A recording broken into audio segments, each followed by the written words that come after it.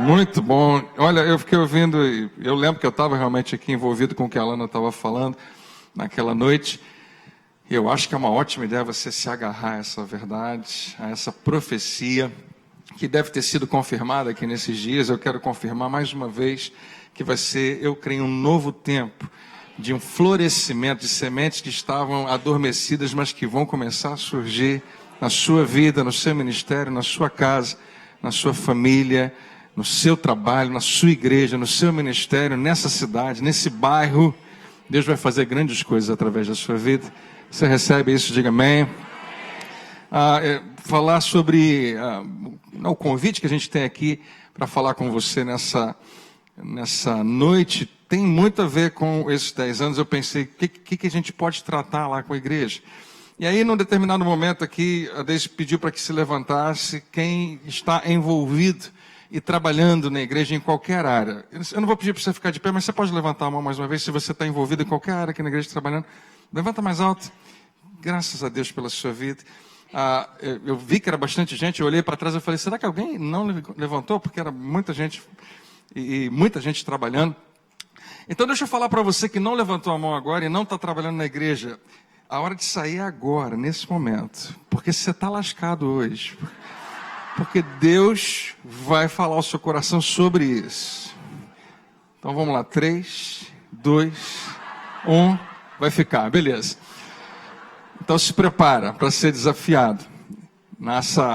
O tema que eu coloquei para você é esse, atenda o chamado. Eu queria desmistificar um pouco essa ideia do que nós consideramos chamados. Mas antes, eu recebi uma declaração de amor aqui do Carlinhos, falando que me ama muito, pastor Carlos, e Deise também, botando toda essa... Eu fico encabulado, gente, mas eu me sinto extremamente em casa, e eu não posso deixar de dizer como eu amo essa igreja, como eu amo vocês. Me senti muito honrado de ter sido incluído entre os pastores que estariam aqui comemorando junto com você. Obrigado mais.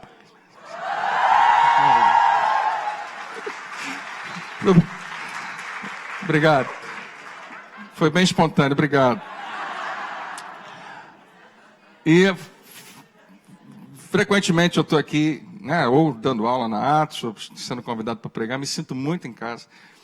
Conheço muitos de vocês, outros eu tenho conhecido. Nem sempre eu consigo trazer minha família. Hoje a minha esposa veio, meus filhos vieram. Eu estou muito feliz. Nunca faço isso em lugar nenhum, mas vou pedir para eles ficarem de pé. Davi e Rebeca, fica de pé. Fica de pé. Amém. Obrigado.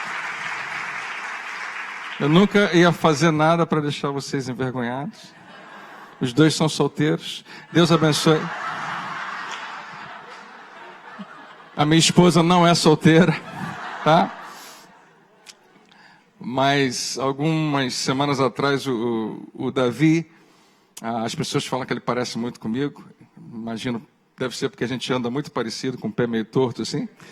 Mas tem muitas outras coisas. Uma pessoa na igreja falou para ele depois falou comigo, pai, hoje 2 pessoas diferentes falaram que eu me pareço muito com você, só que uma das vezes foi olhando para algo que eu estava fazendo e a outra vez olhando para algo que você estava fazendo. Eu acho que era mexendo no cabelo, né? Do jeito que você mexe o cabelo é igual ao seu pai. E outra vez eu mexi o cabelo e falei, igualzinho Davi. E eu falei que legal isso, porque claro, graças a Deus, essa semelhança é normal em qualquer família, a gente percebe isso. Mas me deu esse pensamento de que eu acho que Deus quer que isso aconteça na nossa vida no nível espiritual. Que você se pareça cada vez mais com Ele, as pessoas percebam. E quando verem Deus em ação, perceba que você tem uma ligação muito forte com Ele.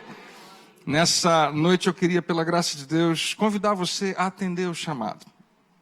Quando alguém fala sobre chamado, eu acho que a maioria de nós, se não todos, pensamos no ministério pastoral, sendo chamado para uma posição onde você influencia as pessoas com o microfone, com o ministério, com um projeto de uma equipe. Em geral, a gente não pensa muito na gente. Raramente alguém fala e pensa em chamado para si mesmo. A gente pensa de uma forma geral. E hoje eu queria diminuir a espiritualidade toda que a gente coloca nessa palavra e lembrar você que ela é só uma palavra, mas ela tem um significado muito especial nesse momento na sua vida.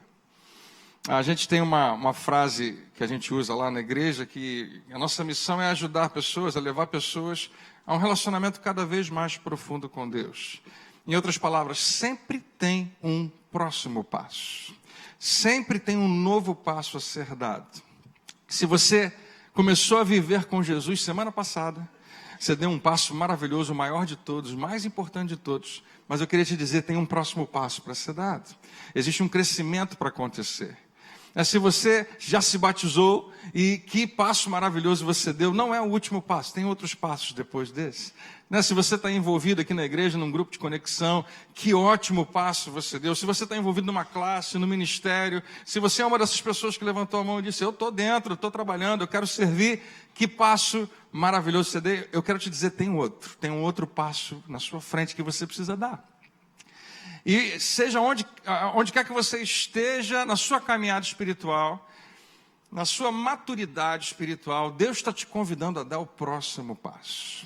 Então vamos diminuir o nosso medo da palavra chamado e dizer para você, chamado, eu vou colocar dessa maneira, é um convite que você diz sim ou não a ele, só isso. É uma coisa que Deus te convida a fazer, ou alguém te convida a fazer em nome dele, né? E você escolhe sempre se você vai topar ou não. Hoje eu quero pegar um personagem sensacional que todos nós gostamos muito, extremamente expressivo na palavra de Deus, e usar ele como exemplo de 3 momentos na sua vida onde ele tinha a escolha. Sempre tem. Com Deus você sempre tem a escolha. Você nunca é obrigado a nada. Mas ele tinha a escolha de dizer sim ou dizer não, e o seu comportamento e a sua decisão fez diferença em toda a história da humanidade. Nós estamos aqui hoje em parte por causa dessas decisões. E pela graça de Deus, eu espero que Ele comunique a você essa verdade de que hoje as suas decisões podem afetar muito mais do que você imagina, se você disser sim ao convite dEle. Amém? Vamos orar? Pai, muito obrigado por mais essa oportunidade. Nós estamos cantando e louvando o Teu nome, a Tua presença enche esse lugar. Com alegria e prazer nós ofertamos a Ti, porque é uma resposta genuína e muito apropriada por tanta graça derramada na nossa vida. Nós sabemos que nós não somos, eu não sou meu, eu sou Teu, eu pertenço a Ti. Nós temos cada vez mais essa convicção de que tudo que nós somos e tudo que é acrescentado na nossa vida é pela Tua poderosa mão.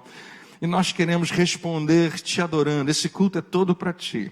Nós celebramos 10 anos dessa igreja, 25 anos do Ministério do Pastor Hélio, tão especial.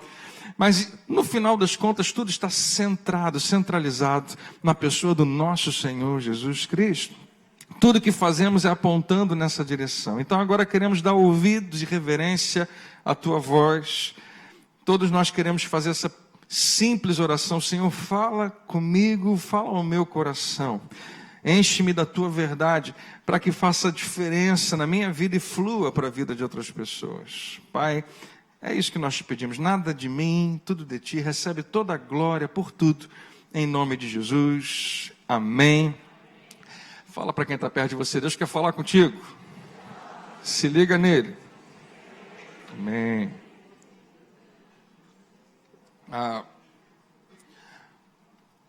Se você for procurar a palavra cristão na Bíblia, você vai encontrar muito poucas vezes. Ela aparece, se não me engano, 3 vezes. Todas elas não foram eles mesmos, os cristãos, que se deram esse nome. Foram outras pessoas que apontaram de maneira pejorativa, de maneira negativa, aqueles cristãos. Igual quando você arruma um grupo de pessoas que você não concorda muito com o comportamento, e eles são meio que uma tribo, e você chama eles de um nome. Não é um nome que eles se deram, é um apelido que deram para eles. E era mais ou menos assim os cristãos. Eu acho que eu e você, né, como seguidores de Jesus, não íamos nos importar, porque cristão significa pequeno Cristo. Parece que é um ótimo, parece para eles um problema, para nós é um excelente elogio. Mas usavam, e que o próprio Senhor Jesus usava, que era muito mais forte, muito mais expressiva, extremamente, trazia consigo uma responsabilidade muito grande. É a palavra discípulo. Os discípulos de Jesus, quando a gente fala neles, né, a gente lembra de aqueles homens, aqueles 12 que andaram com Jesus. Mais tarde você vai identificar que são muito mais do que 12, são qualquer um que tomou uma decisão de seguir Jesus de verdade. Então hoje, para começar a falar para você, eu queria lembrar que a pessoa que a gente vai tratar hoje aqui é um desses, é um discípulo de Jesus.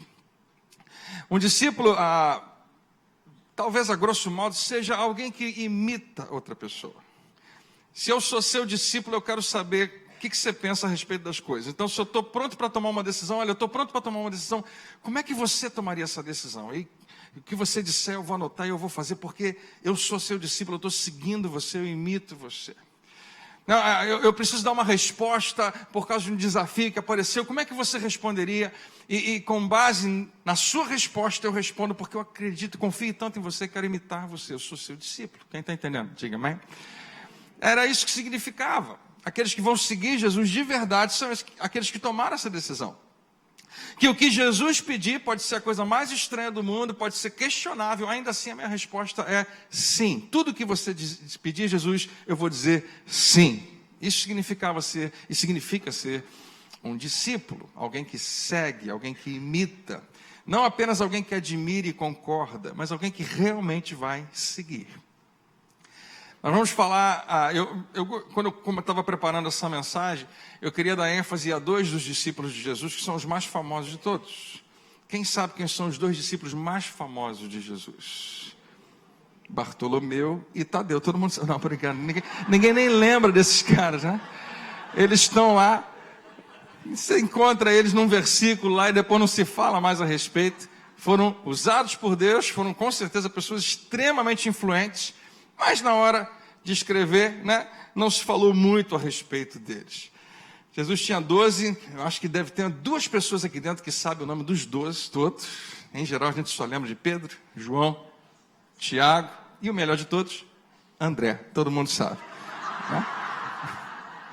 Judas, né? Todo mundo lembra de Judas, Tomé e tinha outros lá. E esses 2 primeiros, Pedro e João, eles aparecem o tempo todo na narrativa do ministério de Jesus. E depois da morte, ressurreição, ascensão de Jesus, eles também dão continuidade ao ministério de Jesus em nome de Jesus.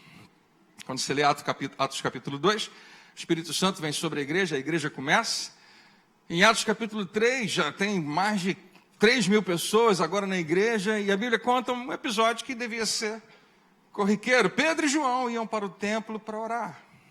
Era a hora da oração, né? A hora nona, das 3 horas da tarde, era a hora da oração deles, era uma coisa que eles se acostumaram a fazer na religião antiga deles, que era o judaísmo, mas agora eles vão continuar com uma nova visão. Eles entram no templo e antes de entrar tem um cara lá, que a Bíblia não diz o nome dele, mas ele é coxo, aleijado de nascença. E eles fazem um milagre ali, igualzinho Jesus fazia, idêntico. Até as palavras que eles usam é igualzinho de Jesus, levanta e anda. O que eles estão fazendo? Eles estão sendo corpo de Cristo, mas Jesus não está ali. Eles estão sendo as mãos e os pés e a boca de Jesus, mas Jesus não está ali fisicamente. Ainda assim eles fazem a mesma coisa e têm o mesmo resultado. E eles fazem questão de deixar bem claro para todo mundo, no próximo capítulo eles só falam sobre isso. Eles fazem o que fizeram em nome de Jesus, representando Jesus. Algumas coisas aconteceram antes desse episódio para formar o caráter, para formar talvez uma renovação muito grande na mente desses homens. E se você acompanhar os discípulos no ministério de Jesus, Jesus convida eles para participar de tudo que ele faz. Ele vai fazer milagres e eles são convidados para participar dos milagres. Ele vai orar e muitas vezes convida eles para orar junto. Jesus está realmente discipulando esses homens e mostrando o que significa ser alguém como ele. E quem pode ser como Jesus? Ainda assim ele convida. E para quebrar completamente todo o tabu que a gente pudesse ter, quem sou eu? Jesus é o Filho de Deus, eu não posso nada. Chega uma hora que ele chega para os caras e fala, olha só, vocês estão vendo que eu estou fazendo um monte de milagres? Aquele que crê em mim fará as mesmas coisas. E ele fala o impensável, ele fala, e obras maiores. Para tirar da nossa cabeça completamente essa ideia de que só ele e mais ninguém. Não, ele mesmo diz, você fará e fará até mais. Algumas coisas foram acontecendo, mas uma coisa com certeza foi a mais importante de todas. Quando Jesus morre, Naquela cruz, João viu bem de perto. Jesus fala com João da cruz, lembra? Ele fala para ele tomar conta da mãe dele, Maria. Pedro talvez tenha assistido de longe, mas uma coisa eles sabiam, ele realmente morreu. E tudo que ele falou até agora não faz mais sentido, porque se ele era o Messias, Messias nunca pode morrer. Se ele era o Filho de Deus, não faz sentido ele estar morto. Naqueles momentos eles deixaram de ser crentes, se tornaram descrentes. A Bíblia diz que ninguém mais acreditava. Ninguém mais acreditava, embora Jesus tenha falado tantas vezes, eu vou morrer e vou ressuscitar, eles não conseguiam entender. Tanto que eles eram descrentes que Jesus tinha dito, talvez dezenas ou centenas de vezes, no terceiro dia. No terceiro dia, Jesus não estava falando por código, Jesus estava falando claramente, eu vou ressuscitar. No terceiro dia não tinha ninguém do lado de fora do sepulcro, fazendo contagem regressiva. 10, 9, 8, música, 6. Não. Ninguém poderia escrever, seria desonesto. E seria interessante se eles quisessem escrever, ninguém ia ficar sabendo. Não, eu acreditei o tempo todo. Não, nenhum deles acreditou. Mas quando eles veem o seu Senhor, o seu Salvador, morto numa cruz, e agora, sentado com eles, tomando café na praia, Vivinho da Silva, tudo muda. Essa é a base da nossa fé.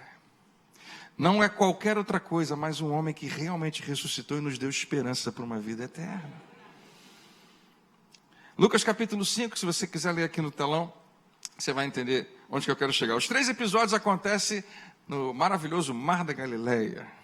Eu nunca fui lá, e falo como se soubesse tudo do assunto, mas não faço a menor ideia. O Mar da Galileia também é chamado Lago de Genezaré, e a Bíblia nos conta que, embora fosse um lago, coisas impressionantes aconteciam lá dentro. Por exemplo, grandes tempestades, de ondas muito altas.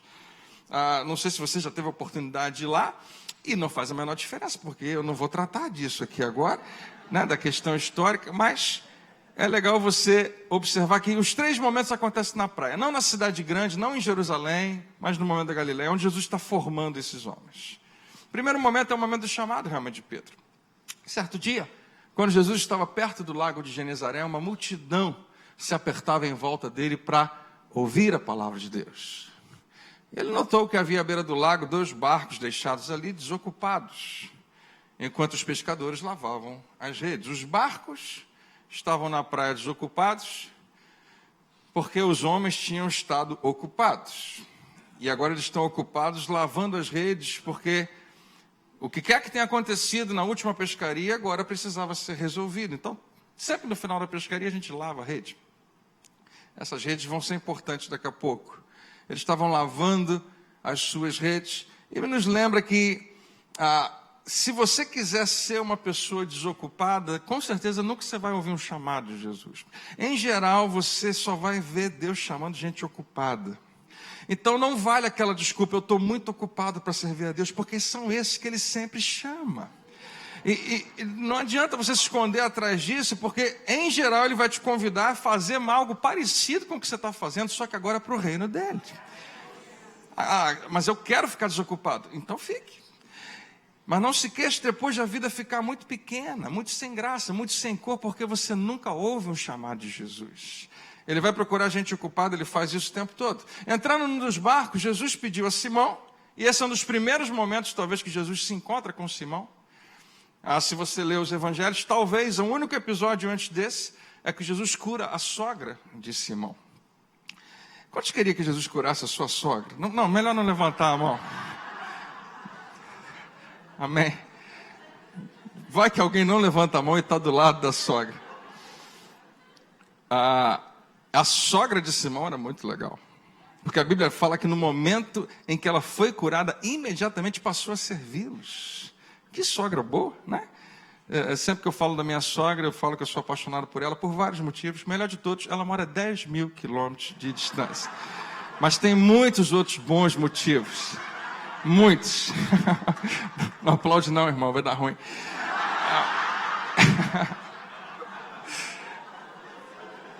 Talvez, desculpa, gente. Talvez a única interação de Jesus com Simão tenha sido essa. Então Simão já tinha uma ideia de que Jesus falava e as coisas aconteciam. Ele falou com a febre da sogra de Pedro, e a Bíblia diz, e a febre a deixou. Como se fosse uma pessoa que está ali e a deixou. Jesus falava com as coisas e as coisas aconteciam. Simão falou, esse cara tem alguma coisa diferente.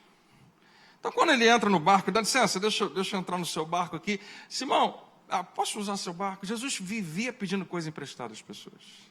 Ele, em geral, ele queria saber o que você tem que pode colocar na mão dele, vai ser bom para você. No final, você vai se dar bem. Mas o que quer que você tenha, coloca na minha mão. Vê o que eles têm aí para comer. Ninguém tem nada. Não, a gente achou um rapaz com 5 pães e 2 peixes. Você pode me emprestar? Jesus, o tempo todo, tinha essa característica de não ficar procurando o que ele tem e não ficar preocupado com o que você não tem. Ele só usa o que você tem. Seja o que for. 5 pães e 2 peixes é o retrato da insuficiência. O que eu tenho é muito pequeno, não serve para nada. Ah, é? Bota na mão dele.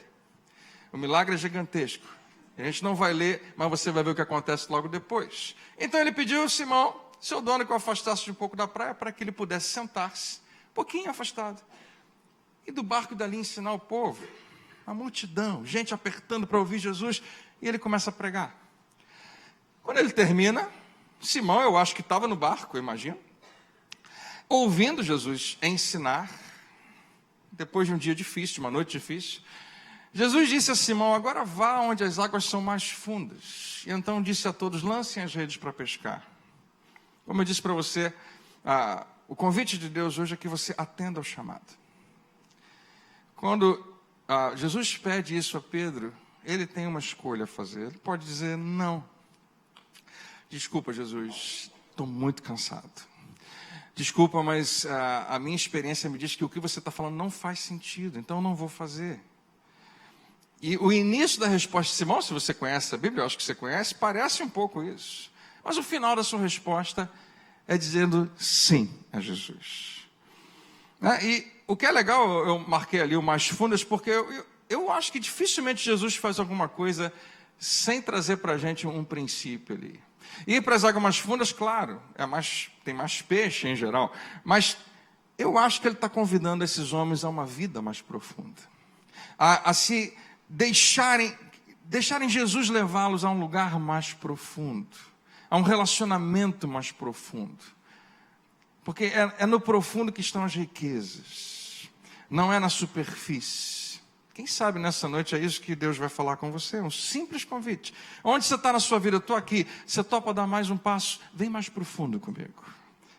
E Simão Pedro responde a Jesus, e que qualquer pescador naquela época muito, talvez, sabedor do seu ofício, responderia. A Pedro era filho de pescador. Ele e seu irmão André, tinham meio que essa firma com os outros sócios lá, João, Tiago e talvez outros. Eles entendiam de pescaria. Meu pai é pescador, não sei se você conhece, o bispo Jorcelino, acho que muitos conhecem, e ele sabe um pouco do assunto. Ele sabe que a hora de pescar o peixe é tal hora, que a água tem que estar assim, que em um dia não funciona, que dependendo da lua, até a lua tem a ver. E eu lembro dele sair muito cedo, bem de madrugada, para ir pescar. Um dia eu fui com ele, e só nunca mais. Primeiro que eu não peguei nada, não peguei um peixe horroroso, sem graça o peixe, a gente soltou ele, e deu tudo errado. Eu pensei, não é para mim esse negócio, acordar cedo para não fazer nada, ele gosta de fazer, faz até hoje. Simão entendia de pescaria e falou, Jesus, é de madrugada, é que a gente pesca, e a gente não pescou nada. Mestre, nós trabalhamos durante a noite toda e não pegamos nada. A hora de pegar peixe era de noite. Se não tinha nada de noite, muito menos de manhã. Muito menos essa hora. É aqui que você tem a opção de atender ao chamado, mesmo quando ele não faz sentido. Mesmo quando ele desafia a sua visão de mundo, a sua ótica sobre as coisas. Quanto mais você crescer, quanto mais você e eu amadurecermos, mais a gente vai descobrir que a gente não sabe nada. É frustrante, porque a maioria das pessoas acredita que sabe alguma coisa. E é muito difícil tirar elas dessa posição. Então, quando Deus desafia elas a fazer algo que é contrário ao entendimento delas, às convicções delas, elas estão presas. Esse versículo me mostra que isso é forte demais na gente. A hora de fazer a coisa é essa hora, o jeito de fazer é esse, como funciona é assim. Eu entendo, eu tenho experiência. E se fosse só isso a resposta de Simão, Jesus, eu entendo, eu sei, eu conheço, não vai funcionar, poderia ter terminado a história dele ali. Nem estaria na Bíblia, mas se tivesse, seria assim. E Jesus se despediu de Simão e nunca mais o viu. Mas não foi essa a resposta. No final ele diz, porém, se o Senhor diz assim, vamos lançar as redes novamente.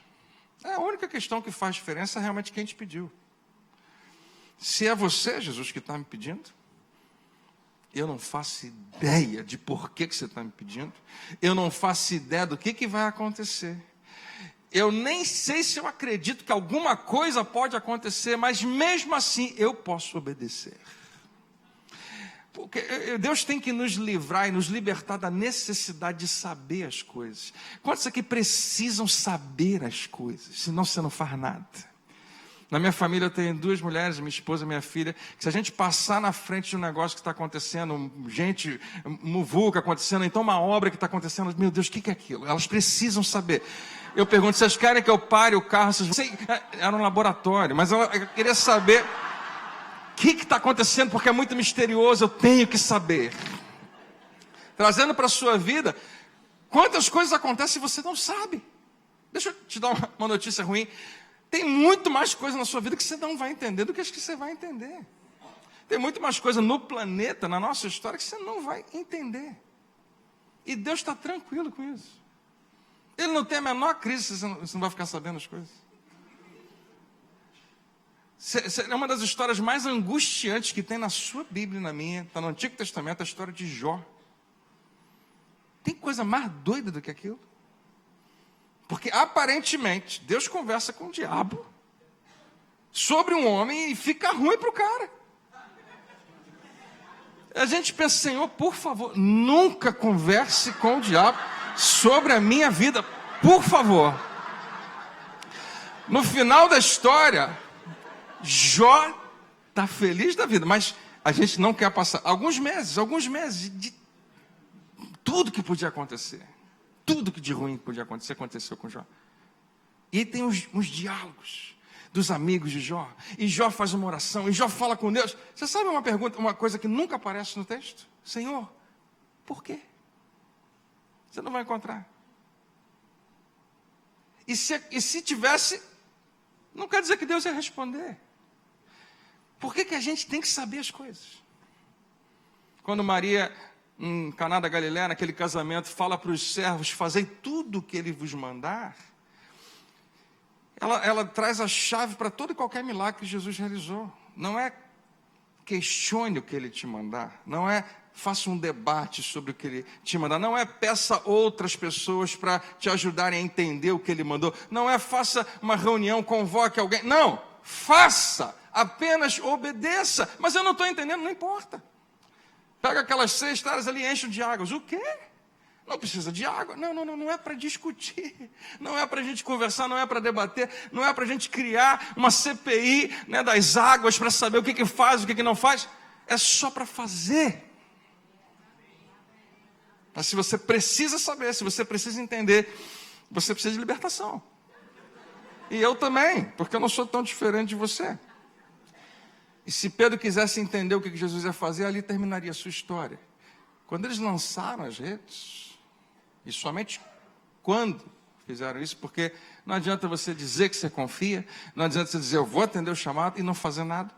Quando eles lançaram as redes, elas ficaram tão cheias, que começaram a romper-se. Então a Bíblia diz que as redes, muito cheias de peixe, não estavam aguentando, estavam começando a rasgar. Algo que realmente estava acontecendo. Era muito peixe. Então o que a gente faz? Chama o outro barco. E chamaram os amigos, então fizeram sinais aos seus companheiros do outro barco para que viessem ajudá-lo. E em pouco tempo os 2 barcos estavam tão cheios de peixe que quase afundaram. Interessante. Essa é a natureza abundante do nosso Deus. Ele não dá o certinho para caber na rede que não vai arrebentar, ou para caber no barco que não vai afundar. Ele vai falar para você, arruma um barco maior, arruma uma rede melhor, porque o que eu tenho é muito grande para você. A sua natureza o tempo todo é assim. Quando Simão Pedro percebeu o que havia acontecido, caiu de joelhos diante de Jesus e disse: Senhor, deixe-me, por favor. Quem é que experimenta um milagre tão grande na sua vida e quer que Deus se afaste de você? Simão tinha ouvido Jesus ensinando. Simão não acreditava que o que Jesus pediu ia funcionar. E agora ele vê o maior milagre da sua vida, até agora. Ele resolve que ele é indigno de Jesus. Senhor, deixe-me, por favor, porque eu queria que você guardasse essa palavra, essa expressão, sou pecador demais para andar ao seu lado. Essa é uma frase que de vez em quando eu falo para Jesus. Talvez você também. E o que Jesus tem falado no meu coração, e eu acho que ele deve ter falado para Pedro, aliás, daqui a pouco você vai ver que ele fala para Pedro, que são esses que ele usa. Que são essas pessoas que, em geral, ele vai escolher. Deixa eu te dar uma notícia, se você não for pecador demais, talvez Jesus não chame. Pastor, você está falando então que a gente tem que pecar muito? Eu acho que você está entendendo o que eu estou falando. Pedro sabia que, mesmo que a gente encontre aqui nessa igreja o menor pecador, o pecador de menos, o que menos peca, ainda assim ele peca demais. Para o padrão que Deus estabeleceu, para o patamar que Deus quer que você chegue, todos nós, a Bíblia diz, estamos muito longe. Todos pecaram, estão distantes demais daquela glória de Deus. E Pedro reconhece isso, e isso é uma primeira coisa que todos nós precisamos fazer, que se for depender da minha capacidade, da minha intelectualidade, de quanto que eu estudei, da minha própria teologia, de tudo que eu sei sobre Deus, de todas as minhas experiências, se eu for depender disso para dizer eu posso ser chamado por Deus e atender o seu pedido, você vai começar errado, mas quando você reconhece que não está em você, mas totalmente nele, a tua suficiência, é quando você pode dizer um sim na hora certa. Pois ele se assustou com a pesca, claro, todo mundo se assustou. Jesus disse a Simão, não tenha medo. Quando você diz para Jesus que você é pecador demais, ele responde assim, não tenha medo. De agora em diante você será pescador de homens. Até hoje você pescou peixe, foi muito bom nisso, agora você vai influenciar pessoas. E eles arrastaram os barcos até a praia e deixaram tudo. Tudo significa todos aqueles monte de peixe que eles acabaram de pescar, que quase afundou os barcos, eles deixaram para trás. E os seguiram, porque agora não tem mais razão, não faz mais sentido qualquer outra coisa, senão o que ele me disser. É um homem que encontra um tesouro no campo e vende tudo que tem e compra aquele campo, porque nada mais tem tanto valor. Nesse primeiro momento, então, Pedro é desafiado a fazer algo que não faz sentido para ele. E meu convite a você hoje é, atenda o chamado mesmo quando isso significa sair da sua zona de conforto. Primeira vez que eu ouvi a expressão sair da zona de conforto, eu fiquei horrorizado com ela. Eu detesto, porque eu sou uma daquelas pessoas, poucas, que amam conforto. Todo mundo gosta. Então eu pensei, não me peça nunca para sair da minha zona de conforto. Até o dia em que eu descobri que é uma das melhores coisas que pode acontecer na nossa vida. Que é uma das coisas mais sensacionais, essa aventura com Deus, de você não saber exatamente o que vai acontecer amanhã e não ser tão confortável assim. Qual é a zona de conforto de Pedro? Eu pesco e de noite, nos dias tais e nas noites tais, e funciona. Não me peça algo diferente. Jesus falou, não, vou te pedir um negócio novo, que não faz sentido para você. E ele poderia dizer, não. E que se Pedro tivesse dito não, mais uma vez ali terminaria a sua história. Pedro é mundialmente conhecido hoje. Quando as pessoas vão a Roma para visitar, elas não estão nem aí onde foi que Pôncio Pilatos morreu. Onde César Augusto sentou. Eles querem saber onde é que é a prisão que Pedro estava. O que interessa, o que marcou e que marca a história da humanidade foi o que esse homem fez em nome de Jesus, pelo poder do Espírito Santo, e que transformou a vida da gente de uma forma fantástica, claro. Mas se ele tivesse dito não, porque é mais confortável fazer o que eu estou acostumado a fazer, ele não fazia ideia do que estava em jogo. Assim como você também não faz ideia do que está em jogo quando você diz não para o próximo passo que Deus quer que você dê. Eu já preguei muito, eu tenho um monte de coisa para falar, mas eu não posso Até que hora eu posso ir? No máximo até meia-noite, pode ser? Logo depois, Jesus mandou que seus discípulos entrassem no barco e atravessassem para o outro lado, enquanto ele permanecia ali, a fim de despedir o povo para as suas casas. Esse é o episódio que acontece após a multiplicação de pães e peixes. Se você estivesse lá, você ia dizer, não tem milagre maior do que esse. Milhares de pessoas. Deixa eu contar quantos tem aqui.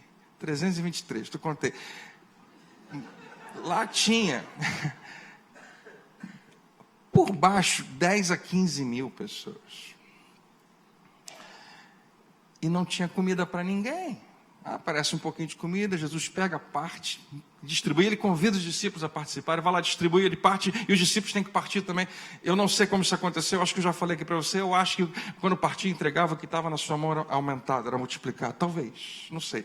Porque faz sentido, mas ainda assim eles partiram, a Bíblia diz que todos comeram e se fartaram.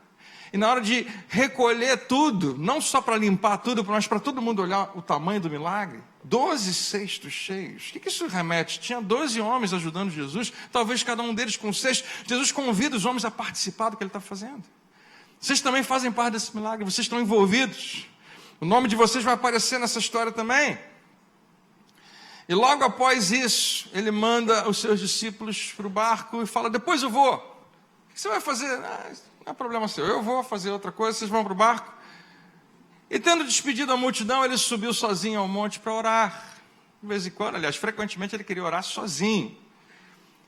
Você não vê Jesus orando muito em público. Em alguns momentos sim, mas ele com certeza tinha uma vida de oração no secreto. Ao anoitecer, ele estava ali sozinho. E no lago os discípulos estavam com dificuldades, pois o vento tinha se levantado e eles lutavam contra o mar agitado. Tinham feito o que Jesus mandou eles fazer, mas só porque você está fazendo o que Jesus mandou você fazer, não quer dizer que vai funcionar tudo como você esperava. Não quer dizer que você não tem que esperar algum tipo, de resistência, obstáculos, dificuldades, faz parte. Você acorda amanhã, por exemplo, segunda-feira, você acorda pensando que você vai ter obstáculos? Sinceramente. Você deveria saber que a vida tem isso. Por que a gente fica irritado no trânsito? Já parou para pensar? Porque a gente pensa, eu vou pegar o meu carro, eu vou sair e vai estar tudo livre. E não vou pegar nenhum sinal fechado, não vai ter nenhum maluco na minha frente. E não é verdade. Todo dia tem um monte de maluco, não um só, tem um na frente, um do lado, outro atrás. E coisas ruins acontecem e a gente parece que não se prepara. Pastor, vou ficar me preparando para coisa ruim, isso é falta de fé. Talvez seja um pouquinho de falta de prudência. Se você não souber que a vida vai apresentar obstáculos no caminho. E você se frustra menos quando você pensa assim, eu sei que hoje, segunda-feira, não vai dar tudo certo, mas eu decido que ninguém vai roubar minha alegria. Que a alegria do Senhor é a minha força. Eu sei que vai ter obstáculos, que vai ter dificuldades. Pode até ter algum tipo de ameaça na minha vida, mas eu decido que assim como Jesus o tempo todo me manda não temer, eu vou confiar nele. E saber que vai ter. Então eles não esperavam, eles estavam fazendo o que Jesus mandou, mas tem uma tempestade. E aí Jesus vai até lá. Já de madrugada, Jesus veio até eles caminhando em cima da água. Que é espetacular. Você sabe o que vai acontecer daqui a pouco? O nosso amigo Simão Pedro também vai caminhar sobre as águas. E não vai durar muito tempo. E a gente critica, por que você não ficou? Jesus fala com ele, cara, por que você... Mas cá entre nós, quem não queria andar um pouquinho sobre as águas? Mesmo que afundasse um pouquinho depois. Por que Pedro é a única pessoa além de Jesus que fez isso? Caminhando em cima da água, eles gritaram de medo, pois pensaram que fosse um fantasma. Você também ia achar, você achar que era um fantasma. Você ia ficar morrendo de medo. Imagina, não tinha luz, tá, gente? Tudo escuro, de madrugada. Isso era entre 3 e 6 da manhã. Aparece uma coisa voando. Tamanho de uma pessoa vindo sobre a água. Você não sabe se é uma barbatana daquele mega tubarão que está vindo na sua direção, que vai acabar com tudo. Você não entende. E eles acham que é um fantasma. Os grandes discípulos de Jesus acreditavam em fantasmas.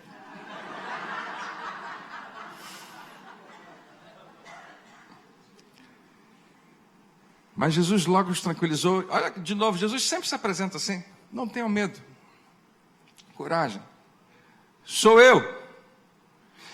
E eles ouvem, mas não conseguem enxergar muito bem. E Pedro fala: será que é mesmo? Então Pedro gritou: Senhor, se realmente é o Senhor, diga-me, ou na versão que eu gosto mais, manda-me ir ter contigo, né, sobre as águas, para que eu ir caminhando em cima da água até onde o Senhor está. E esse é aquele momento que Jesus poderia dizer: Pedro, não é para qualquer um isso. Eu sou filho de Deus. Senta, Pedrinho. Né? Relaxa, eu vou resolver a situação, mas não inventa história.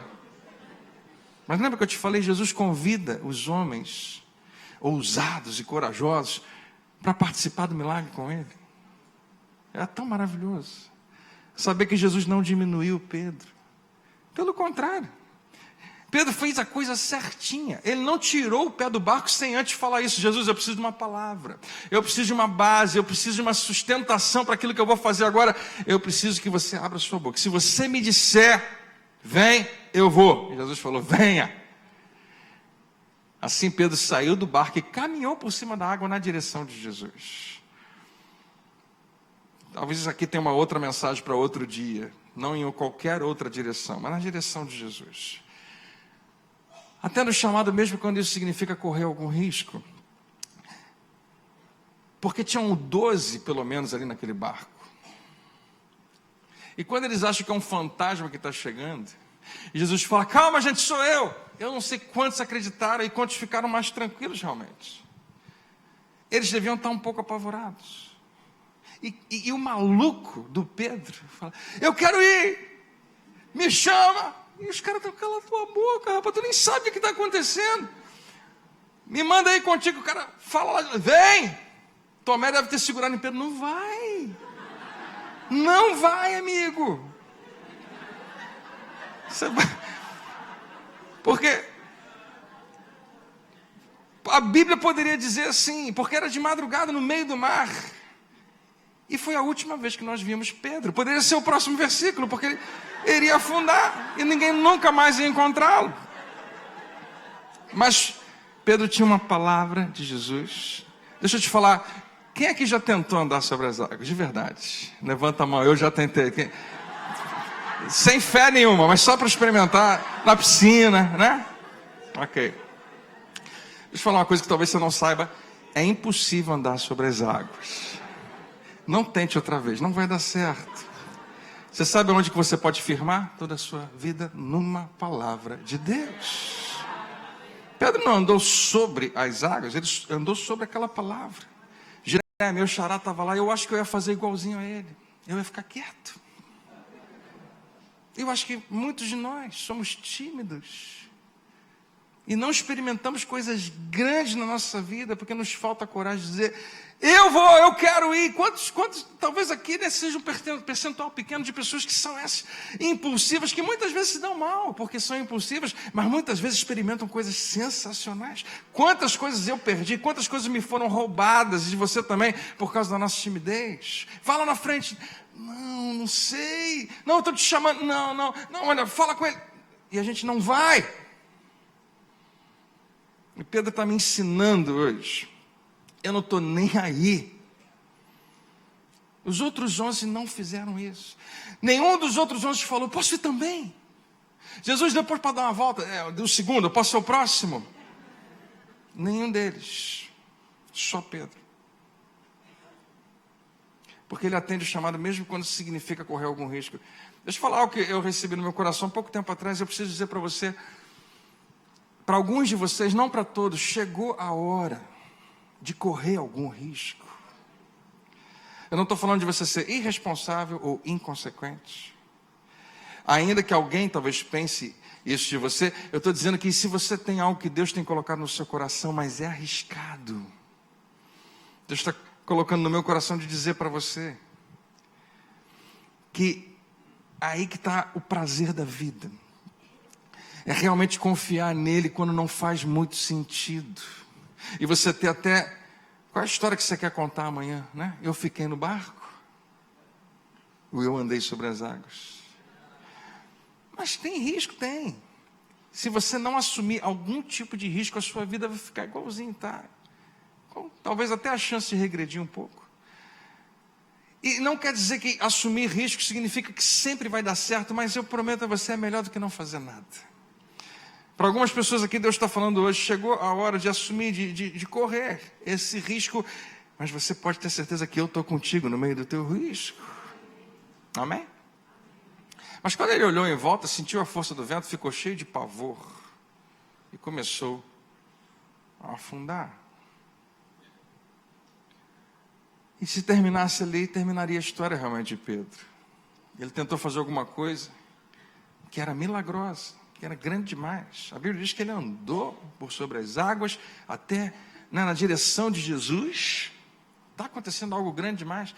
Eu sempre questiono Pedro nesse sentido. Se ele já está fazendo o mais difícil, por que ele está preocupado com o vento? Se não tivesse vento, dá para andar sobre as águas? Não dá. Não, mas tem onda, e daí? Você consegue andar sem onda? Se estiver limpinho o mar, então eu posso andar sobre as águas? Ninguém consegue. Ele já estava fazendo o mais difícil. Deixa eu dizer o que Pedro me ensina e te ensina. Não tem como. Você pode estar experimentando a coisa mais espetacular com Deus. A força das circunstâncias continua sendo muito grande. A força das coisas que querem te distrair continua ali. E perder o foco de Jesus e tirar os olhos do meio pode custar um afundamento, né? Ou, no caso de Pedro, ele gritou: salve-me, Senhor. O que é maravilhoso, porque se você está correndo um risco, mas sabe que Jesus está perto de você, você sabe que Ele é poderoso para te salvar mais uma vez. Não é o que eu quero, não é o que eu estou aqui me jogando na cova dos leões, o Senhor tem que me salvar. Não, eu tenho uma palavra de Deus. Daniel não se joga, né? Sadraque, Mesaque e Abednego não se lançam na fornalha. Eles são lançados e a Bíblia diz que Deus livra eles. Nosso Deus é um Deus que salva. Ele faz isso o tempo todo. E no mesmo instante Jesus estendeu-lhe a mão e segurou. Um homem de pequena fé, por que você duvidou? Tem pelo menos duas entonações que você poderia interpretar. Jesus dando uma bronca e Pedro: rapaz, que negócio é esse? Por que você duvidou? Ou então Jesus dando um sorriso para ele, abraçando: cara, você está vendo tão bem? Por que você duvidou? Faltava só mais alguns passos. Mas ainda assim você andou. Olha os patetas tudo lá no barco, ninguém andou. Parabéns. Não sei como é que Jesus tratou disso, mas Jesus pontua a fé. A fé que começou bem, mas não terminou. A pequena fé não é a fé que você contabiliza pelo seu tamanho, mas pela sua duração. Pela capacidade de permanecer firme até o final. De permanecer. Quando Jesus elogia a fé de alguém, tem a ver com isso. E finalmente, no último episódio, Jesus ressuscitou, mas eles ainda estão um pouco confusos com tudo que aconteceu. E antes de Jesus ressuscitar, claro, ele morre. E antes de Jesus morrer, ele tem um momento sensacional com os seus discípulos, onde ele inaugura a nova aliança. Como hoje você tomou a ceia, naquela noite a Bíblia diz que ele parte o pão, pega do cálice e fala: esse é o cálice da nova aliança. E ele fala uma coisa louca, que se você estivesse lá você não entender nada. Mas ele fala: no meu sangue, porque toda aliança tem que ter sangue. Agora ele falou: não é no sangue de um cordeiro, de um animal, de qualquer outra pessoa, mas meu. E é uma aliança, tem que ter mais de uma pessoa envolvida. E a gente, Jesus? Não, é meu sangue em favor de vós. Eu que vou ser sacrificado e vocês vão receber os benefícios da aliança. Fazer isso em memória de mim. Memória de quem? Memória de mim. Jesus, até hoje a gente comemorou a Páscoa em memória da libertação de Deus através de Moisés, lá no Egito. Você está querendo mudar tudo. Eu não sei se eu já falei isso para você aqui, mas é como se o Elinho chegasse aqui semana que vem e falasse: gente, dezembro agora, Natal é para comemorar o meu nascimento. Nós vamos orar por mim, vamos cantar músicas sobre a minha vida, todo mundo vai subir aqui e falar alguma coisa que gosta sobre mim. Que isso, pastor? Ficou maluco? Porque você quer tirar Jesus do centro do Natal e colocar você? Um monte de gente ia embora. Ou voltaria semana que vem para ver se tinha outro pastor aqui dizendo: gente, vocês lembram do pastor Elinho, né? Surtou mesmo, não tem mais volta. Extremamente ofensivo quando Jesus fala isso. Se aqueles homens não soubessem direitinho com quem eles estavam andando, ia ser difícil eles ficarem na mesma sala. Todos teriam se levantado e ido embora. em memória de mim. Eles sabiam que algo novo estava acontecendo. Realmente uma nova aliança estava acontecendo. Daqui a algumas horas Jesus estaria numa cruz. Ele dá a eles um novo mandamento. Daqui a pouco Judas sai. E para onde ele foi? E daqui a pouco Jesus é preso. Simão Pedro fala para Jesus um pouco antes: Jesus, eu vou contigo até a morte. Eu estou pronto para tudo. E eu acho que ele tinha alguma coisa no espírito dele se movendo, dizendo: tem alguma coisa que vai acontecer hoje, eu não sei o que é. E ele sai, ele pega uma espada. Para quê? Vamos orar. Ah, mas eu estou sentindo que eu tenho que levar. E ele realmente, sinceramente, está pronto para morrer. Porque quando ele pega a espada e os soldados romanos vêm prender Jesus, ele tira a orelha de um cara, ele está pedindo para morrer. Porque você não pode nem falar alto com o romano. Quem dirá ferir um homem desse, você vai morrer. Jesus aqui para tudo, pega a orelha do cara, bota no lugar rapidinho. Fala: Pedro, meu reino não é desse mundo. Não é assim que a gente conquista. Você não acha que se eu quisesse já tinha resolvido tudo? E eu leio nas entrelinhas Jesus olhando para Pedro e dizendo assim, nas entrelinhas: eu tenho outros planos para você. Não é como a espada na sua mão. Fica tranquilo. Mas ele está apaixonado por Jesus. Ele está pronto para morrer. Daqui a pouco Jesus é preso e vai ser morto. E ele está confuso, ele não está entendendo nada. Ele só percebe o perigo iminente. Ele pode ser preso também, pode ser morto. Você não estava com Jesus? Não. Você não andava com ele de jeito nenhum. Não, você estava sempre com Jesus. O jeito que você está falando te denuncia. E ele fica irritado, nervoso. Não, eu nunca vi esse homem na minha vida. E nega Jesus. E o galo canta. E ele chora. Deu tudo errado. E Jesus ressuscita. E Pedro ouve falar, mas quem falou foi uma mulher, Maria Madalena. E é aí que você tem que levar a Bíblia muito a sério. Que as palavras das mulheres naquela época não eram levadas em consideração. Nenhuma delas poderia ser testemunha no júri. Absurdo, mas hoje a gente pensa e entende isso diferente, mas naquela época, escrever que foi uma mulher que viu Jesus ressurreto, é pedir para duvidar. Se os caras quisessem, não, vamos escrever isso aqui de um jeito que ninguém duvide, eles não iam botar mulher. Mas você sabe por que escreveram? Foi uma mulher, foi Maria Madalena? Porque foi exatamente o que aconteceu. E chegam até, ele fala, tem certeza? E eles vão até lá, entram no sepulcro. Jesus não está lá. Jesus se apresenta para eles num lugar fechado, fala com eles. Eles estão confusos, mas alguma coisa está acontecendo. Pedro fala: eu vou pescar. Nós vamos também. Disseram os outros, eles foram, entraram no barco, mas não pegaram nada a noite toda. Não era a primeira vez que isso tinha acontecido. Talvez nem a segunda, mas com certeza lembrou-se. Eles lembraram de uma pescaria frustrada que aconteceu há muitos anos atrás. De repente, um curioso da praia resolve falar com eles. Ao amanhecer, Jesus estava na praia. Os discípulos não podiam perceber quem era. Estava longe. E ele perguntou: filhos, eles pegaram muito peixe? Ou na sua versão: tem alguma coisa para comer aí? Eles pensaram: é mais um freguês, a gente vai chegar com nossos peixes, as pessoas vão comprar. Não, responderam. Então ele disse: atirem a rede do lado direito do barco, vocês vão conseguir pescar muitos. E alguns deles devem ter pensado: gente, por que tem tanta gente na praia que acha que sabe pescar mais do que a gente? A gente passou a noite inteira tentando. Eles fizeram assim. E não podiam recolher a rede por causa da enorme quantidade de peixe. Só os mais abobados não perceberam que era Jesus que estava falando com eles. Todo mundo deve ter acordado: meu Deus, a gente já viu isso antes. Isso é um milagre que está acontecendo, não é qualquer um que consegue fazer. Devia ter um ou outro. Você sabe que sempre num grupo de 12 tem um cara que é meio lerdo. Sempre tem. O que está acontecendo? O que foi? Gente, só pode ser Jesus. Sempre tem. Então o discípulo a quem Jesus amava disse a Pedro: é o Senhor. Nisso Pedro vestiu a capa porque estava só com a roupa de baixo, saltou na água, nadou até a praia. E os outros discípulos ficaram no barco e puxaram a rede carregada para a praia, distante cerca de 90 metros, acho que é 200 côvados, alguma coisa assim. E quando chegaram, viram uma fogueira acesa com peixe sobre as brasas e também havia pão. Traga um pouco do peixe que vocês acabaram de pegar, disse Jesus. Simão Pedro entrou no barco e arrastou a rede para a praia. E havia 153 peixes grandes. Quem escreveu estava lá e contou. Nem assim a rede arrebentou. O fato dele escrever que nem assim a rede arrebentou, porque era surpreendente. Essa quantidade de peixes grandes era para ter arrebentado. Lembra que a gente leu isso lá atrás?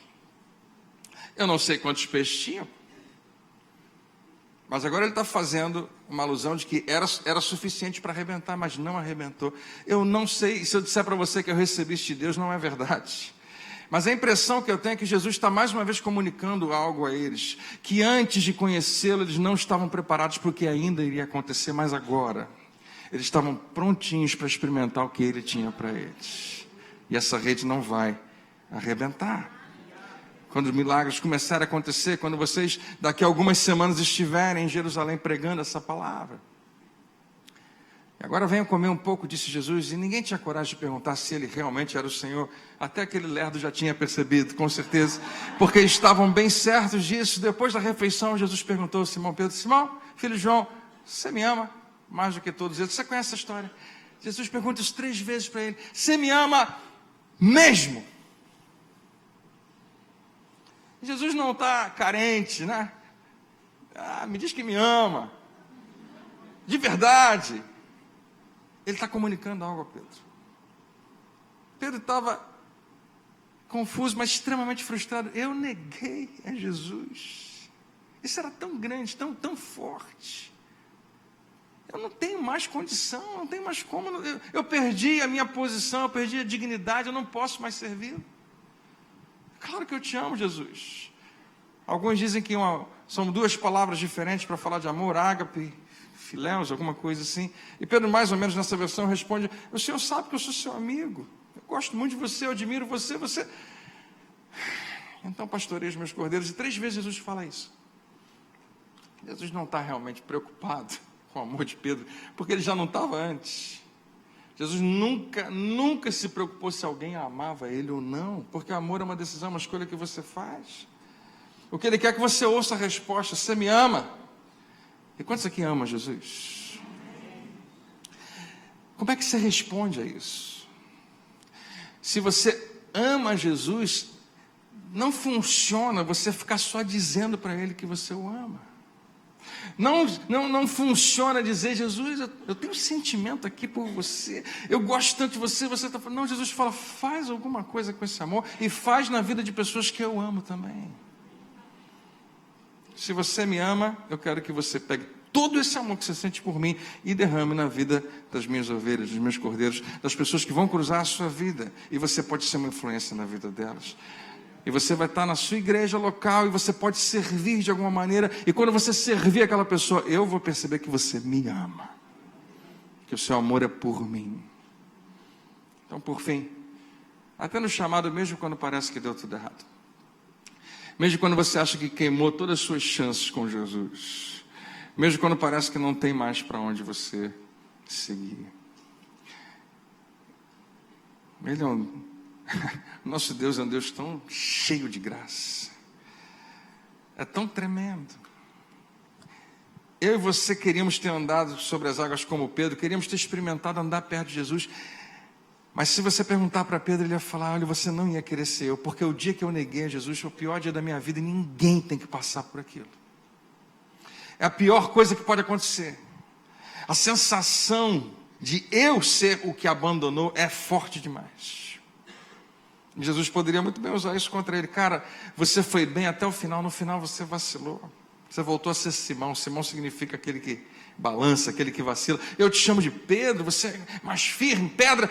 E você vacilou no final. Vamos combinar um negócio? Então, você vai andar comigo, vai seguir, mas não dá para te colocar numa posição muito grande. Não dá para te colocar numa posição de influência. Não dá para você trabalhar tanto comigo. Que é o que eu faria e você também, né? Você testa para ver se pode reconfiar. Vamos ver como é que vai ser. Jesus pega o cara e bota na chefia.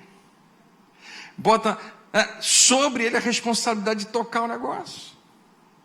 Quem é o louco que faz isso? A gente não faz. Jesus sabia muito bem o que estava fazendo. É você mesmo, Pedro. Você que vai apacentar. Alguns dias depois, o Espírito Santo vem sobre a igreja. e o batismo, e começa a falar: eu quero explicar para vocês o que está acontecendo. Isso foi profetizado. Ele conta uma história muito grande. Diz aquele povo: vocês mataram o autor da vida, mas Deus o ressuscitou, e se hoje vocês se arrependerem... E quando alguém chega mais perto, fala: é Pedro que está falando. Aquele cara que não falava direito, que era pescador, é ele que está pregando. E quase 3.000 pessoas têm um encontro genuíno com Jesus e são batizadas. E a igreja do Senhor Jesus, que está viva, e as portas do inferno não prevalecem contra ela. Até hoje, naquele dia, nasceu pela boca desse homem. E se ele tivesse dito não? Como eu e você já fizemos. Quando Deus chega e fala: tenho isso aqui para você. Senhor, vai ter que sair da minha zona de conforto, é arriscado, eu não sei se eu quero, eu não sei se eu posso, eu não sei se eu mereço. Pedro não fazia ideia do que estaria do outro lado do seu sim. Mas deixa eu te falar, toda vez que você diz não para Deus, dentre muitas coisas ruins, a pior de todas é que você se treina para dizer não de novo amanhã. Mas toda vez que você diz sim para Deus, você também se treina para dizer sim outra vez amanhã. E a minha oração hoje aqui na Academia da Fé: sim, seja a palavra que mais vai ser ouvida. Porque Deus está te convidando hoje, e eu te convido também a atender o seu chamado. Você recebe essa palavra? Amém? Vamos orar juntos? Deus é bom. Glória a Deus. Quando eu falo isso no final da mensagem, a igreja inteira fala... Eu falo: Deus é bom, a igreja toda assim: Deus é bom demais. Como a igreja toda não estava aqui, a minha filha falou para mim: obrigado, filho. Vamos ficar de pé?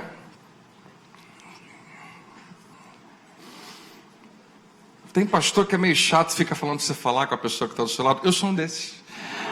Eu queria que você falasse para quem está do seu lado: olha, eu não sei quanto a você, mas Deus está falando comigo. Você pode falar?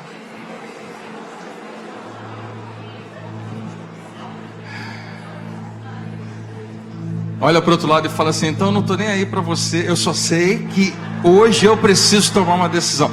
Porque tem gente que está sentado do lado de alguém pensando: ai, tomara que hoje, Senhor, tomara que essa pessoa finalmente tome essa decisão. Não, não, isso é entre ela e Deus, é entre você e Deus só. Então eu gosto de orar pequenininho, eu gosto de orar rápido, mas eu convido a igreja a orar com sinceridade. Coloque o seu coração agora nele.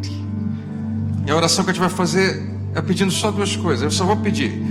A gente já agradeceu, a gente já louvou, a gente sabe que Deus é grande demais, Ele é poderoso. Mas nós vamos pedir duas coisas para Ele te ajudar e me ajudar a enxergar o que tudo isso quer dizer. Qual é o próximo passo? Porque Ele nunca vai parar de te convidar a dar o próximo passo. Onde quer que você esteja, você pode ser a pessoa mais espiritual do planeta, tem um outro passo para você. Você pode ser o maior pecador do planeta, Ele tem um passo para você. E qualquer pessoa no meio desses dois, Ele tem um novo passo para você. E se você já disse não outras vezes, quem sabe, quando a sua igreja está comemorando 10 anos de vida, vai marcar para você o dia que você começou a mudar de pensamento, o dia que você começou a mudar de ideia. De que se Ele pagou um preço tão alto pela minha vida, se Ele não está buscando maneiras de não fazer nada por mim, pelo contrário, Ele fica procurando maneiras de fazer alguma coisa por mim, que direito eu tenho de não fazer o que Ele me pediu para fazer para outras pessoas? É entre você e Ele. Mas o cristianismo não é você tentando querer alguma coisa de Deus, não é querer que Deus faça alguma coisa, é entender que Ele já fez tudo e basta você responder ao que Ele já fez. Hoje, se Ele está te chamando, se Ele está te convidando, eu queria te dar uma dica. Diga sim a Ele, ao próximo passo. Então a primeira oração é simplesmente assim: Senhor, me ajuda a entender o que eu faço com isso. A segunda oração é: Senhor, me dá coragem para dizer sim. Amém? Pai, muito obrigado por essa noite. Obrigado pelo Teu amor tão grande, pela graça maravilhosa. Talvez a gente tivesse uma lista tão longa de dizer: Senhor, eu sei que tudo isso de bom na minha vida vem de Ti. Obrigado pela tua palavra que tem o poder de nos transformar quando nós ouvimos e obedecemos. A tua palavra sempre nos convida a uma mudança. Então nós queremos te pedir, ajuda-nos a enxergar, a discernir o que fazer com o que o Senhor nos deu hoje. Eu também, eu preciso. E dá-nos coragem, Senhor, dá-nos coragem.